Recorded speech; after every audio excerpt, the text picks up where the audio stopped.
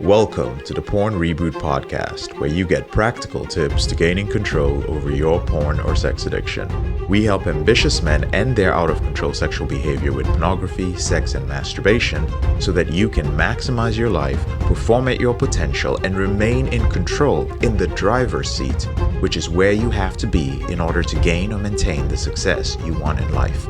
I'm your host, J.K. Emezi, certified sex and porn addiction recovery coach. Welcome to the episode. So yesterday I got a surprise call from one of my friends. We had not spoken for almost 2 years, and right now he's almost 50 years old. And he started a new business 3 years ago. It was his financial reboot season. He had his head down. He was only focused on business and family.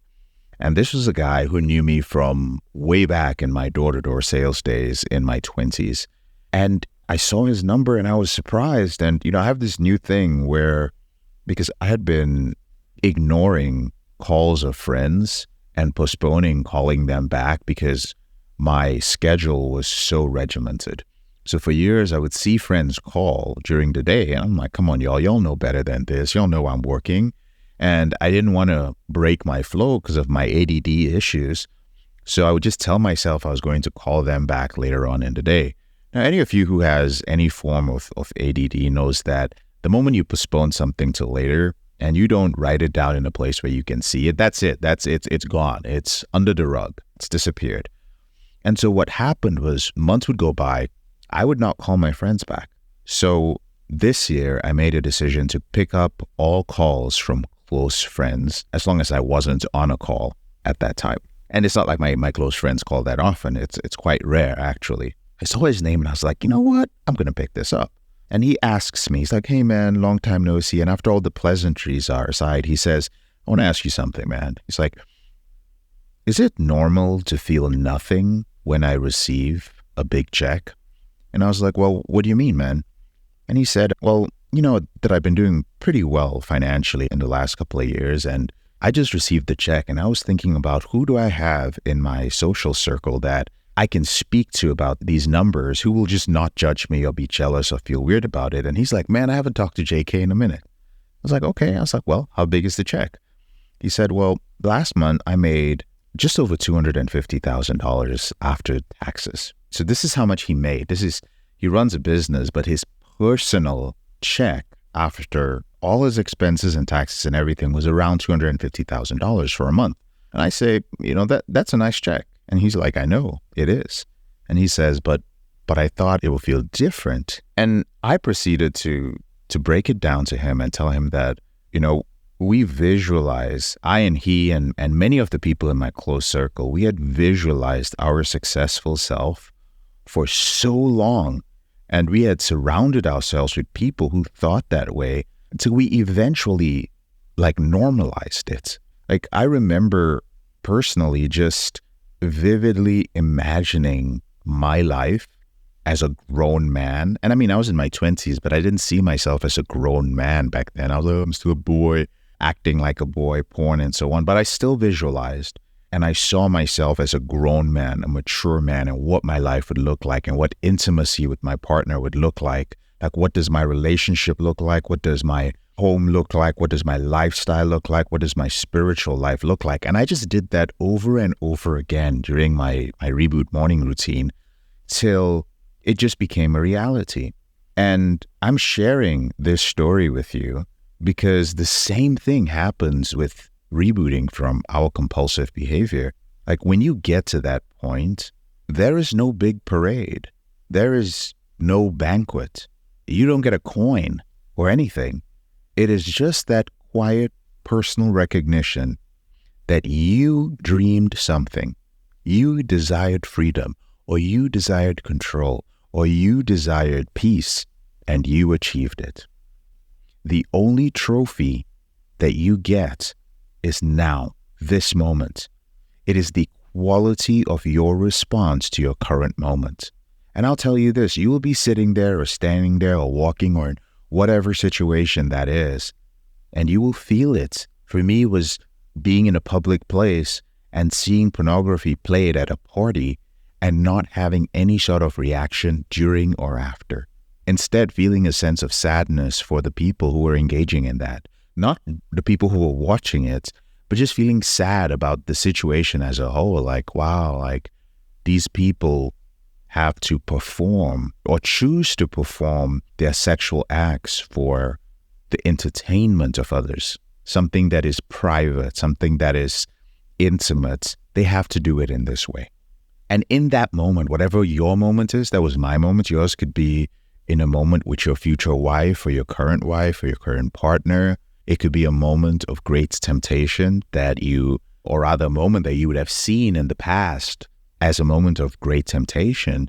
And instead, you feel nothing. That would be the quality of the response in that current moment. It is the feeling in that moment which is free of shame, free of emotional pain, or whatever it was that pornography brought up in you. And that is the first lesson that I was reminded of. Even as I was telling him, I was reminded of my behavior and how far I had come. Lesson 1 is that there is no parade. So at the end of the call, I sent him a message to remind him of how proud I was of him. And he reminded me why he started his business. I actually shared this in both the implementation group and the intensive group. So those of you who are in the intensive and implementation who are listening to this episode, you'll see something similar to this, a story that I've posted, but I also posted his screenshots to me. He reminded me of why he started his business because he told me, let me pull it up right here on my phone because I'm going to actually read it verbatim. I said, "Good catching up, man. Really inspiring to watch you fucking crush it in life." And he says, "Thank you, sir. I want to remind you that it was you and a mutual acquaintance of ours, you and Lucas, that made me realize that I needed to level up. When you turned down those jobs to build your own, that was a pivotal moment for me." And what had happened was that I remember he would meet up with me after every couple of months when I would go off and sell door to door, built up the organization, selling books and so on. When I was done with that, I was headhunted by many, many companies that were offering me sales consulting jobs, sales director positions, director of different territories. And there's a company called Vivint.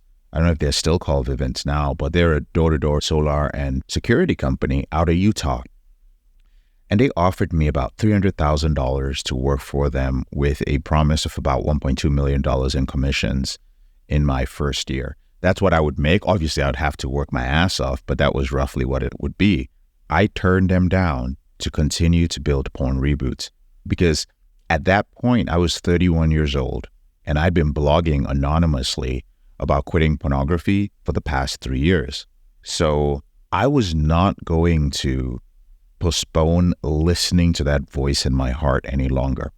So, I had exited the company. I had saved a lot of money, a nice little nest egg. I wouldn't, in retrospect, at 40 years old right now, I wouldn't call it a lot of money. But back then it was a good sum. So let's just say that altogether, it cost me just shy of about $1 million to get Porn Reboot going. I'll say that again. It cost me almost $1 million, give or take $100,000 to get Porn Reboot going.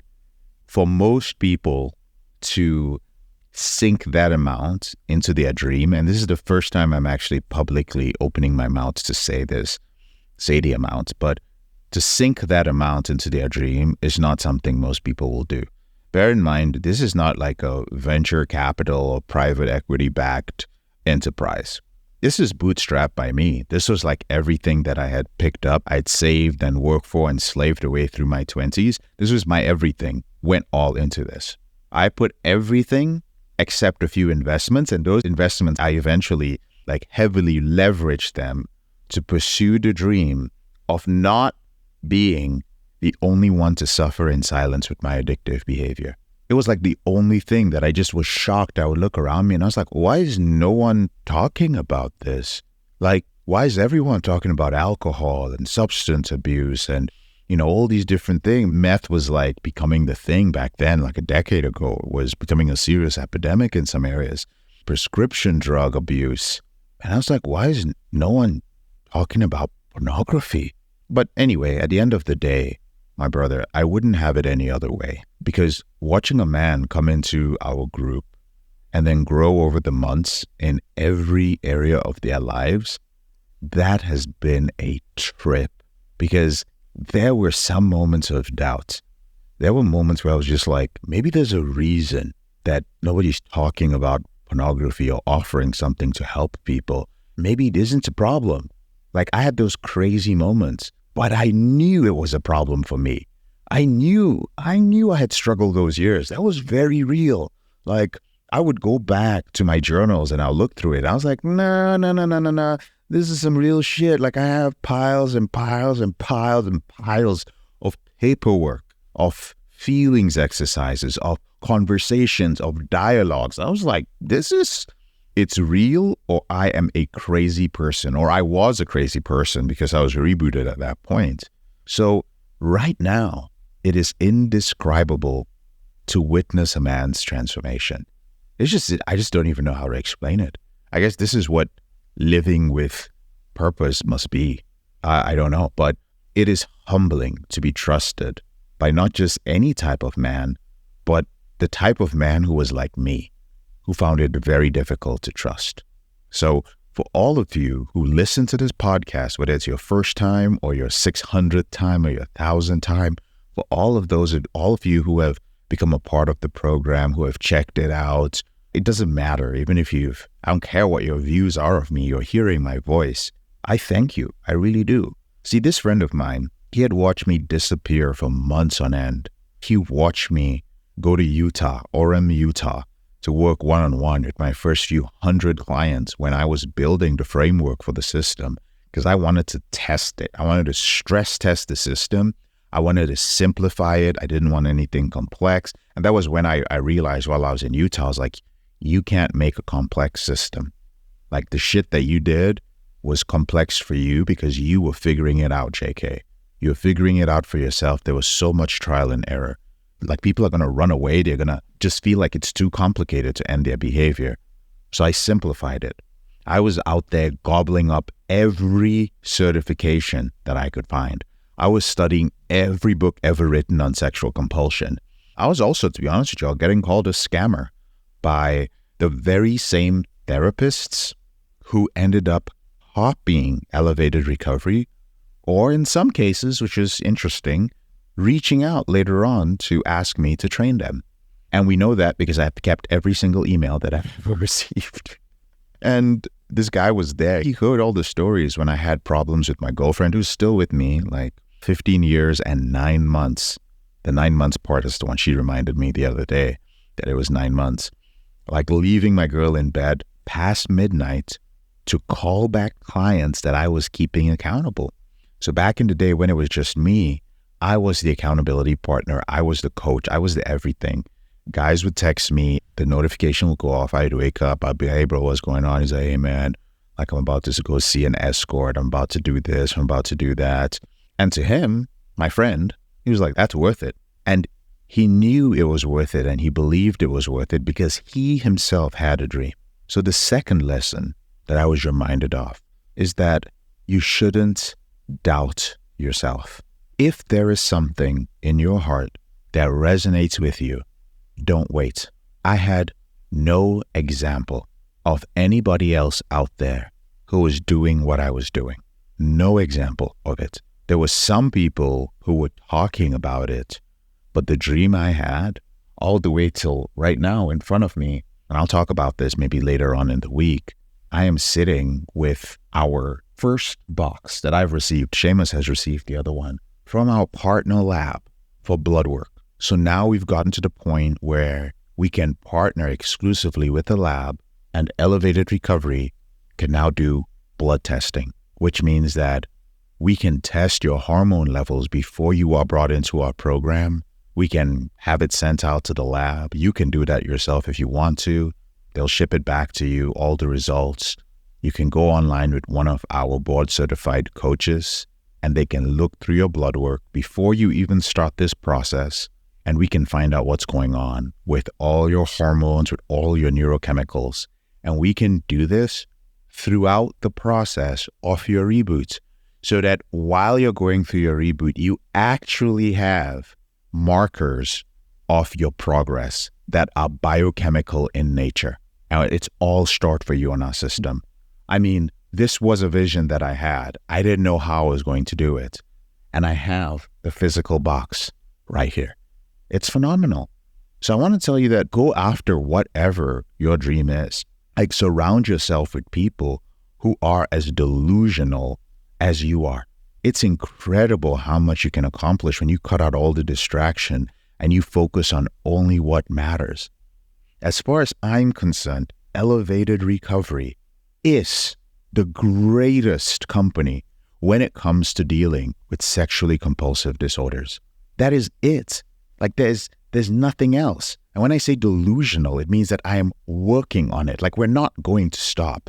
No company that is the greatest at what they did started off as the greatest. They just worked towards it. We are 12 years in, and I am going to continue. When I say we, it's no longer a JK thing. It is, we have over 34 team members who are a part of this. People with kids, people with wives, people with husbands. They're in here. They are part of the mission. They are working on this. We're hitting it from all angles. We're innovating, and it's an incredible thing to watch. If you have that dream, I just want to encourage you. Now, this friend of mine, he went from being, this is maybe some encouragement for those of you who might be a little bit older. This guy, like I said, is almost 50. So all of this happened in his mid-40s. This guy went from being in his late 40s, living in a small apartment, playing video games most of the time, and then he would run game on women. This is how way back in the day in my 20s I met him. We would go out and talk to women while I was working on my dating reboot. So you know this shit was a long time ago. That's how we met. Now, he was one of those guys who had a baby mama. He wasn't talking to his baby mama. He didn't have that close a relationship with his kids. And he went from that to, in a very short period of time, in 3 years, building a multi-million-dollar business. In fact, the last time I'd spoken to him, his business within the first year and a half got an $80 million valuation. How crazy is that? Living in a mansion in the Albuquerque Hills in New Mexico with the mother of his kids. That's where he's at right now. With all his kids, he has another little boy, and calling me to ask me, how is he supposed to feel when he makes $250,000? Check. It was a check that has to clear the bank. It's amazing what can happen. Gosh, I wish I could take the feeling that I have right now and mail it to you in a pill. And you just take the pill and you just feel that. There's probably going to be some sort of technology that invents that sometime. But people, just go for your dreams. Like, I have seen people in their 50s. I have seen people in their 60s. I have seen people at all ages. It doesn't matter how much you feel that this behavior has debilitated you. I used to live with depression. I still have many of those ADD tendencies. Till today, people go like, oh, like the way you speak, the way you this, it could be this, it could be that. It has not stopped me from pursuing my dream. Don't let anything, don't let your appearance, don't let the way you speak, don't let the depth of your depression, don't let your financial situation, don't let anything fucking kill it. You got this. You got this. You've got it. If you got to show up to our group just to hear me tell you again and again and again and again and again and again that you've got it, do that. Because as long as I'm doing this, I will keep supporting you. Really appreciate you listening to me. Thank you so much. I'll catch you on the next episode. I'm JK, your brother in this struggle. Thank you so much for listening to this episode of the Porn Reboot podcast. I'll speak to you later on in the week.